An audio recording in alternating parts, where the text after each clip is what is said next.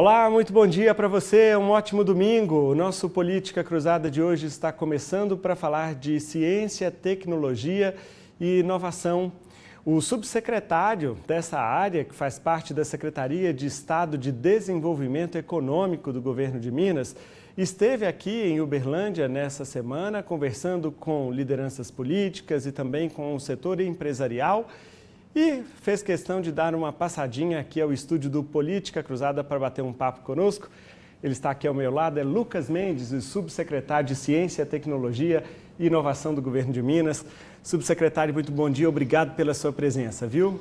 Bom dia, Danilo. Eu que agradeço, né? Uberlândia sempre recebe a gente com muito carinho e eu acho que estar aqui é mais uma dessa receptividade maravilhosa do município. Vamos começar falando da sua agenda. Na última segunda-feira, você esteve aqui um dia todo de agenda, de compromissos.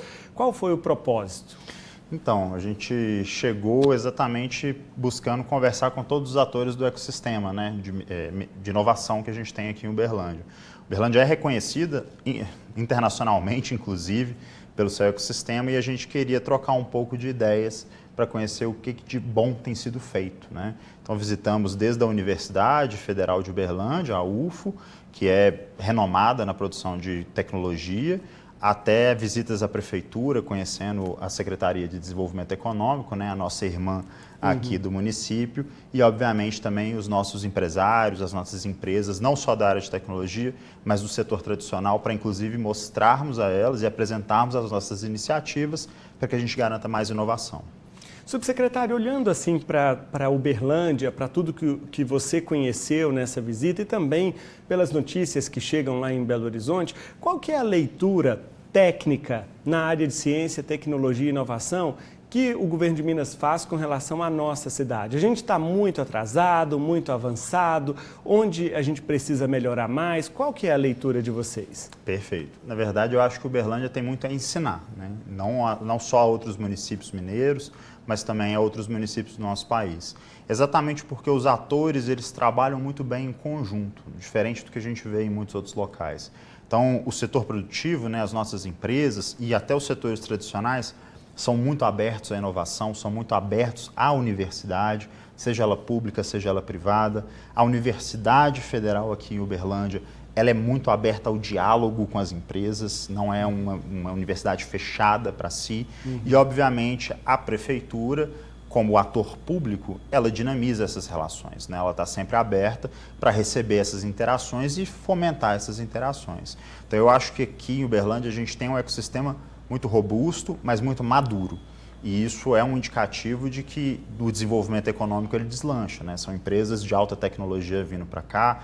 A gente teve há pouco tempo, né, um anúncio até com o governo do estado da atração de um grande data center na área de IA. E esses investimentos eles vêm porque o ecossistema é maduro o suficiente para represá-los e, obviamente, recebê-los. Já que o senhor tocou nesse ponto, eu queria saber a sua opinião também. Foi anunciado esse data center com muita pompa, festa e alegria pelas lideranças políticas. É claro que muda um pouco a perspectiva da geração de emprego da cidade, inclusive da economia da cidade, mas também exige muitos desafios. Por exemplo, nós temos um problema que é a energia, fornecimento de energia. A CEMIG passa por solavancos aqui, passou, agora já estabilizou, melhorou bastante, mas num passado muito recente faltava constantemente luz aqui para consumo doméstico. Repito, estabilizou, melhorou, mas nós estamos falando de um data center que consome uma quantidade assim, substancial de energia, né? O governo de Minas também atua nesse setor, no sentido de viabilizar esses investimentos, porque às vezes nem tudo é dinheiro, é terreno, é isenção fiscal, mas passa também por outros setores, né, como a questão hídrica, de abastecimento de energia. Como é que vocês atuam nesse serviço? Essa é uma ótima pergunta. A gente tem dentro da Secretaria de Desenvolvimento Econômico várias vinculadas, né? Vários órgãos vinculados. Eu atuo muito com a Fundação de Amparo à Pesquisa, que é quem fomenta os projetos de pesquisa e inovação nas empresas. Mas a gente tem a Invest Minas, que é a agência de atração de investimento do Estado. E ela tem algumas ferramentas, por exemplo, do mapeamento dos potenciais econômicos, da capacidade energética, da capacidade hídrica de municípios para receber esses investimentos. Então, esses grandes investimentos, eles já fazem muito mapeamento com base no que a gente tem mapeado, né? Apesar de parecer um pouco repetitivo. Mas, então, quando essas empresas avaliam vir para Uberlândia, Uberaba, Belo Horizonte, que seja, eles já têm uma noção e uma dimensão da capacidade energética, do potencial de construção, tudo aquilo que ela precisa para se instalar efetivamente. Quando ela não tem isso 100% à sua disposição, é lógico que o governo do estado ele atua até como fomentador dessas várias políticas, né? Então a CEMIG é um órgão, faz parte da vinculação do estado, inclusive vinculado à própria Secretaria de Desenvolvimento Econômico. Ela tem feito o maior investimento da sua história nos últimos anos, né? Nesses, se eu não me engano, 6 ou 8 anos, ela investiu mais do que nos últimos mais de 10, 20 anos, né? Então isso mostra que existe uma preocupação com a garantia da perenidade, obviamente, desses empreendimentos que vêm. Então, nesse sentido, sim, trabalha-se muito nessa linha, inclusive para expandir o potencial da instalação dessas empresas, de outras muitas que podem vir. Quando a gente olha para a ciência e tecnologia, a exemplo, de novo, desse data center que foi anunciado aqui para Uberlândia, a gente passa por uma mudança de comportamento da sociedade. Assim, por exemplo, nós ainda não temos mão de obra qualificada para atuar nesse tipo de mercado. Nós não temos faculdade, né, cursos universitários preparados para isso. Também essa é uma preocupação do governo de Minas de tentar fortalecer toda a cadeia? Muito, né? E eu acho que talvez quem esteja nos assistindo deve ter visto alguma divulgação ou alguma propaganda do Trilhas de Futuro, por exemplo. Sim. Né? Então, o governo do estado ele tem atuado de algumas formas para a área de capacitação. O Trilhas de Futuro é um bom exemplo, né? O Trilhas de Futuro ele é muito focado na área dos cursos técnicos, então a gente não está falando do curso superior, mas a ideia é que nós possamos viabilizar vagas que tenham demanda do setor produtivo, em que o Estado vai custear tanto a realização desse curso, quanto, obviamente, o aluno participar e se formar nesse curso técnico. Então, o Trilhas ele já vem pensando muito nessas necessidades de mercado. E como que elas são levantadas? O Trilhas é um programa da Secretaria de Educação, mas quem faz boa parte do mapeamento das demandas das empresas é a Secretaria de Desenvolvimento Econômico, a partir das relações, das conversas e das demandas. Então, a gente sempre faz uma pesquisa e uma busca ativa com as empresas, e as empresas buscam o governo, lógico, tanto a Secretaria, Investiminas e outros órgãos, apresentando as demandas que eles têm para a mão de obras. E como a gente está pensando, a gente estrutura isso a partir da demanda das empresas, também não é, obviamente, uma demanda pontual e atual das empresas, mas também a perspectiva que elas têm para crescimento. Perfeito. Então, se eu tenho um data center vindo, ou outras empresas querendo se instalar, elas podem apresentar qual é a demanda de futuro delas. Porque elas é que vão ser as contratantes no futuro próximo, inclusive. Né? O Trilhas de Futuro ele tem essa vantagem de formar pessoas já pensando na alocação delas do mercado. Então, a gente acaba não criando, como eram programas no passado, compra de cursos, de qualquer tipo de curso sem demanda, e eu tenho uma série de profissionais sendo formados numa região que nem demanda para aquela temática tem.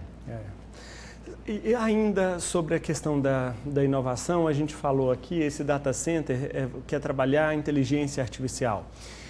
O governo de Minas está vendo a inteligência artificial como um grande ativo para o futuro, no sentido de desenvolver a economia do Estado, e a gente está preocupado com isso, a gente está olhando para isso e a gente está aproveitando essas oportunidades que estão surgindo em torno da inteligência artificial?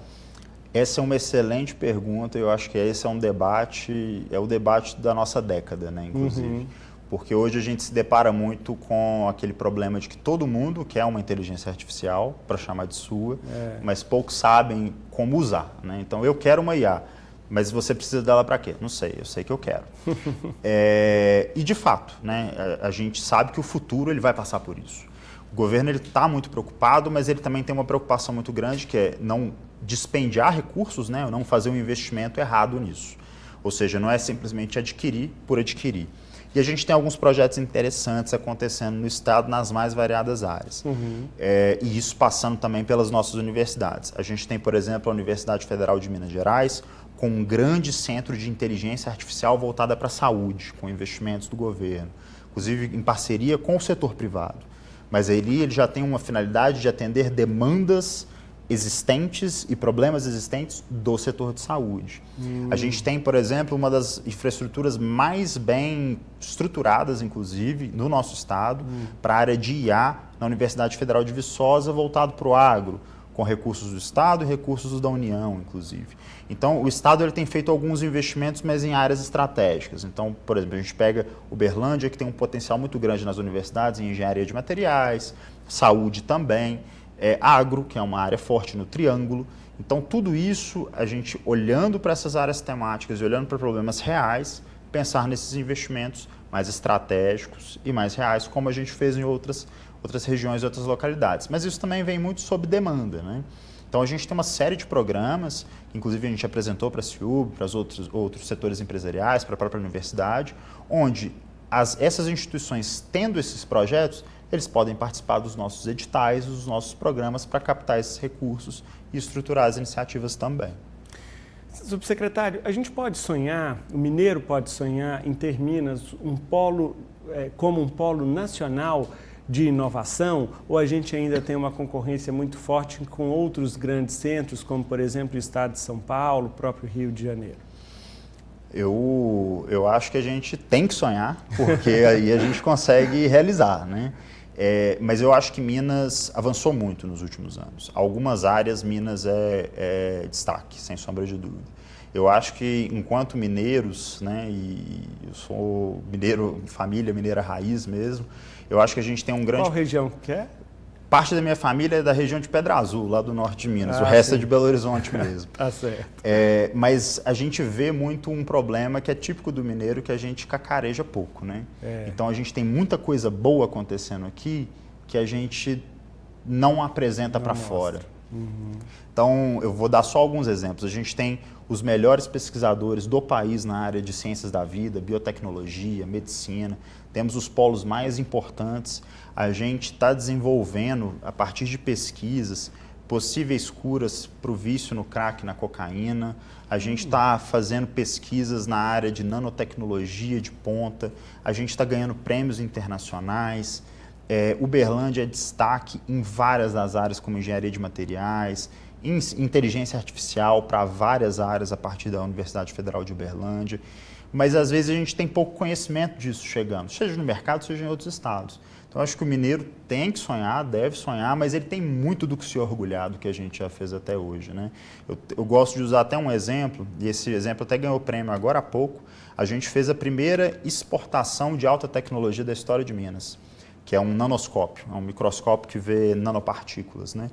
E quem comprou esse nanoscópio foi a Alemanha.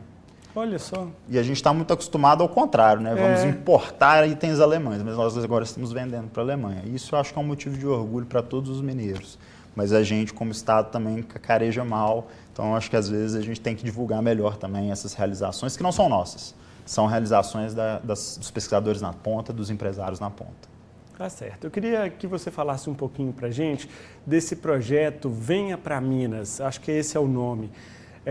Que o governo anunciou, o próprio governador Romeu Zema, tem um aporte financeiro que o governo vai disponibilizar. Como é que funciona? Em que pé que está? Explica para a gente, inclusive para os empresários que eventualmente estejam interessados em participar. Maravilha. A gente foi a iniciativa da família Compete Minas, né? Era o Compete Minas Atração de Investimentos, que a gente tinha chamado de Come to Minas, né? Vem para Minas. E qual que era a ideia? Eu trazer empresas de tecnologia, centros de P&D, ou que as nossas empresas mineiras estruturassem seus centros de P&D. A gente fez esse lançamento até em Portugal, né, no Web Summit, no ano passado, e foi uma iniciativa extremamente exitosa. A gente teve mais de 120 projetos submetidos, né, de empresas de fora do estado, querendo vir, inclusive, muitas querendo vir para Uberlândia, em parceria com a Universidade Federal de Uberlândia. Ele precisava ter uma parceria com alguma instituição de ciência e tecnologia. Tá.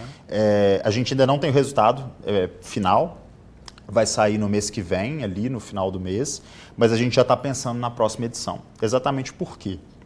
A nossa ideia é que a gente possa, a partir de iniciativas como essa, foi um edital de 20 milhões de reais, onde as empresas podiam captar até 3 milhões por CNPJ, né? Tá. A ideia é que a gente possa trazer empresas de alto valor agregado, ou seja, são aquelas centros de P&D, empresas de alta tecnologia, que vão contratar com um valor de mercado bom, né? Ou seja, os salários qualificados, mas que a gente vai gerar também oportunidades de crescimento, inclusive para o próprio município, né? Então foi a primeira vez na história de Minas que a gente lançou um edital nessa forma. Ficamos muito felizes com o resultado parcial ainda, né? Mas já estamos planejando as próximas edições. E esse valor vem como subsídio, financiamento? Boa pergunta. Ele é uma subvenção econômica, né? Como se fosse um subsídio. Eu sempre falo também, não gosto do termo fundo perdido, porque tem prestação de contas, mas as empresas elas têm que disponibilizar uma contrapartida só, por questões legais, né? Essa contrapartida é até bom a gente estar nesse espaço, porque eu já deixo claro para o maior número de telespectadores possíveis. Essa contrapartida não é uma taxa que o Estado cobra para ele, esse dinheiro não vai para o Estado, esse dinheiro ele fica na conta do projeto e ele vai ser usado pela empresa no projeto. Então esse dinheiro não vai para o Estado, esse dinheiro é da empresa, para a empresa, mas para executar dentro daquele projeto, né? Então é o recurso da subvenção, mais a contrapartida dele, dá o total do projeto. Ah, tá. Então é uma contrapartida que o governo exige, mas para financiar o projeto. Exatamente. E a empresa tem algum encargo? Ela precisa cumprir algum compromisso com o governo por um determinado tempo ou não? Ela só tem que cumprir os compromissos que ela fez com ela mesma e com a gente na hora que ela submeteu o projeto. Então, dentro do projeto, ela vai ter os objetivos que ele quer cumprir, as metas, as iniciativas, o que ele vai entregar no final. Inclusive geração de empregos, essas coisas. De empregos, de tecnologia, etc. Isso tudo ele vai ter que cumprir ao final. Caso ele não cumpra, ele, em tese, teria que devolver o dinheiro, exceto se ele não cumpriu porque foi um risco tecnológico, né? Isso a gente tem essa possibilidade também. Se foi um risco tecnológico, ele não precisa devolver esse dinheiro, contanto que ele demonstre. Se ele não cumpriu por alguma irregularidade, logicamente, ele vai ter que devolver esse recurso. Mas é algo bem simples, ele só tem que atender aquilo que ele se comprometeu, então é um compromisso pessoal quase, e as regras do edital. Até voltando, esse é um edital que ele já se encerrou, né, a submissão. Sim. A gente vai estruturar a segunda edição dele agora. Para o ano que vem? Para o ano que vem. A gente teve também o Compete Minas, que foram 50 milhões de reais para as empresas inovarem. Ele encerrou no mês passado. Qual a diferença de um para o outro? O Comito Minas, as empresas tinham que ser de fora do estado ou as empresas que estavam no estado para estruturar centros de P&D. Então era bem restrito, né, a temática. O Compete ele já é amplo, para a empresa inovar. Então ela já pode participar desde que ela garanta algum tipo de inovação para ela, né? Nem inovação para o estado, nem nada. Mas foram 50 milhões de reais, já é a 4ª edição que nós lançamos desse programa. Então, todos podem ficar muito tranquilos, né? A gente vai ter um novo Compete no ano que vem, então podem aguardar. E eu sempre dou esse conselho, leiam os editais passados para já se preparar para os futuros. Exato. E Uberlândia sempre tem uma taxa de aprovação muito significativa, né?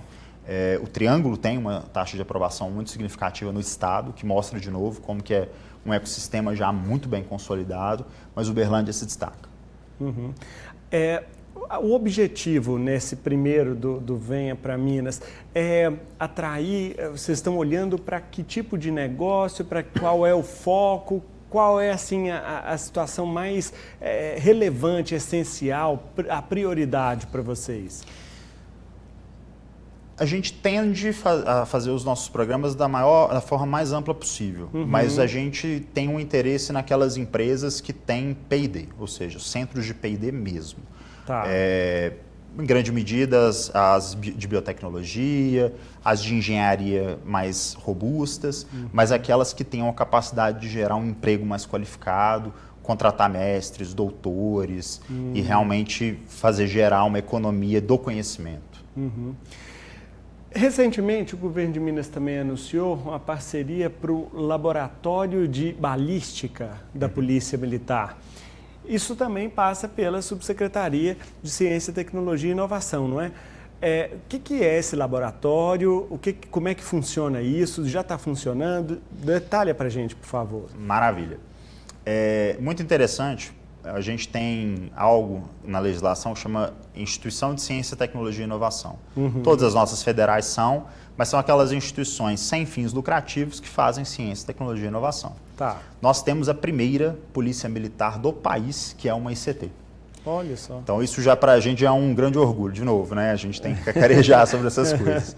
E esse é um projeto da Polícia Militar, por conta disso. Então estruturou-se um laboratório que o objetivo é fazer testes em itens balísticos, coletes, capacetes, todos aqueles itens de segurança pública, né? E a gente tem tido algumas conversas, inclusive nesse setor, pensando em utilizar esse espaço como um atrativo na atração de investimentos.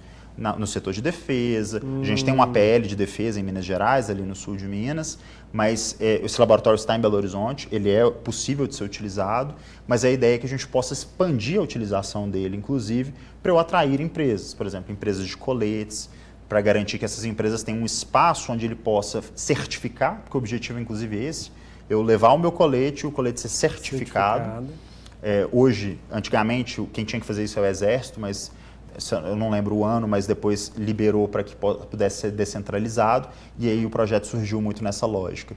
E aí a gente teria mais empresas podendo certificar esses produtos aqui, gerando receita, obviamente, para a PM, além da atividade dela, se ela tiver esse interesse. O objetivo não é esse, necessariamente, mas isso garante também o quê? Mais segurança para o próprio militar. Porque o militar vai testar o equipamento que ele usa, ele vai poder saber se a qualidade daquele equipamento está adequada para hoje as novas ferramentas, né, vamos colocar assim, que o crime organizado ou o crime tem utilizado, os novos armamentos, e vai garantir também a segurança de que ele está trabalhando com um equipamento que é certificado por ele. Então, ele está validando que aquele equipamento ele é necessário e suficiente para a demanda dele. E, obviamente, gerando mais conhecimento, mais inovação para a própria academia de polícia, para a própria polícia militar. A gente entendeu que é um ganho expressivo. Não, muito interessante. E como é que funciona? A estrutura funciona dentro da estrutura da Polícia Militar ou da Secretaria de Desenvolvimento Econômico? Como é que é isso? O recurso vem da onde? Dentro da Polícia Militar. Como é que o Estado fez um aporte na Polícia Militar para ele desenvolver esse projeto, né? Esse aporte veio via Fundação de Amparo à Pesquisa, por ser uma ICT, a polícia. E aí eles desenvolveram esse laboratório para fazer essas calibragens, as certificações e as testagens. Mas quem executa o projeto, quem faz é a Polícia Militar, que inclusive tem um núcleo de inovação tecnológica exatamente para intermediar essas relações e essas negociações. Quer dizer, ali vocês acabam matando dois coelhos com a cajadada só, não é? Além de fortalecer a Polícia Militar na ciência, na tecnologia, dar segurança a eles, mais segurança para eles, para a corporação, você acaba atacando de lá também potenciais investidores no futuro. Exatamente, que eles vão...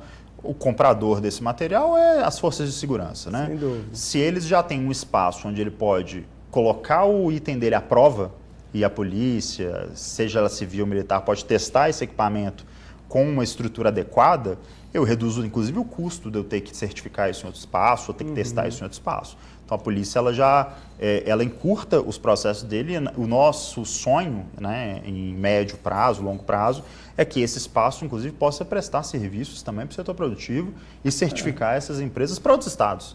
O ideal seria a nossa polícia, inclusive, estar certificando esses itens para o Paraná, São Paulo, Rio de Janeiro e por aí afora. Durante essa nossa conversa aqui, você mencionou muito a questão de universidades, diversas vezes. Falou da UFO, da própria UFMG. Ciência, tecnologia está nas universidades e o governo dialogar com elas é importantíssimo, né? Vocês têm feito isso? Diariamente, né? Essa é uma preocupação muito grande nossa.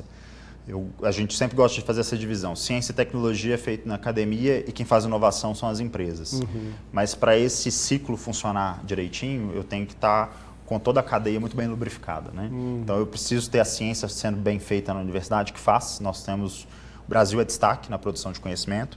Eu tenho que ter infraestrutura laboratorial para produzir tecnologia, que é o que a gente tem buscado garantir.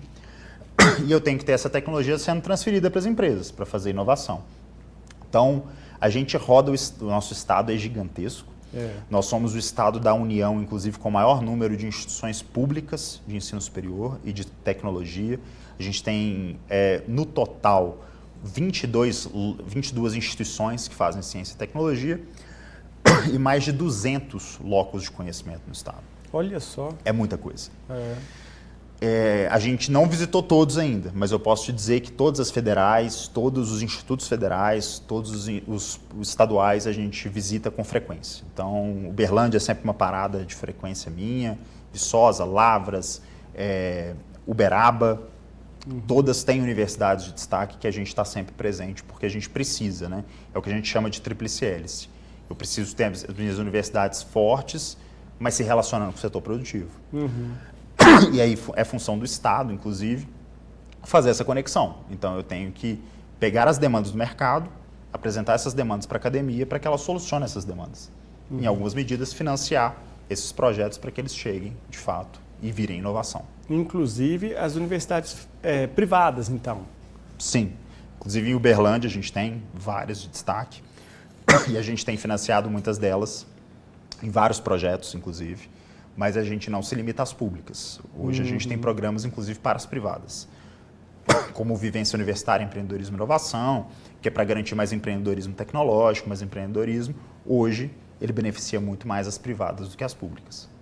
Ainda falando desses investimentos, subsecretário, o governo de Minas tem orçamento para 2026, já está previsto, garantido, para desenvolver a ciência, tecnologia e inovação? Está melhor do que esse ano? Como é que está o orçamento para o ano que vem? Tem. Isso aí eu vou até fazer um parênteses. A gente tem pela Constituição um princípio que a gente tem que investir 1% da receita corrente líquida em ciência, tecnologia e inovação. Isso nunca foi feito. A partir de 2022, o governo de Minas tem feito isso anualmente, religiosamente. E a gente tem batido recordes ano a ano. Então, tem orçamento. Ele está garantido, ele vai ser investido e hoje a gente tem algo na casa, ele sempre varia, porque é da receita corrente líquida, mas ele varia entre 530 a 600 milhões de reais. Todo ano ele aumenta, porque todo ano a arrecadação aumenta. A nossa expectativa é que ano que vem sejam 600 milhões de reais. É um compromisso do governo de Minas. O governador já fez esse compromisso publicamente, inclusive, foi em 2024, se eu não me engano. A gente já tinha investido de 22 a 24 R$ 1 bilhão em ciência, tecnologia e inovação. E o nosso compromisso era até o final da gestão, né, final de 2026, investir mais R$ 1 bilhão. Isso eu estou falando do investimento direto nosso, né, via Fundação de Amparo. Se eu for pegar o investimento do Estado em ciência e tecnologia, esse valor é muito maior. Saúde investe muito em inovação, educação, etc. Então é um compromisso nosso, esse recurso será investido. Então, por exemplo, como eu falei, né, o Compete Minas é um programa anual, nós vamos lançar o Compete no ano que vem, nós temos iniciativas como Come to Minas sendo reestruturado para o ano que vem, nós temos relançamentos de outras iniciativas, como Cientista Empreendedor, Laboratório Certificador, várias iniciativas que nós estreamos esse ano passado, que a gente quer fazer novas edições.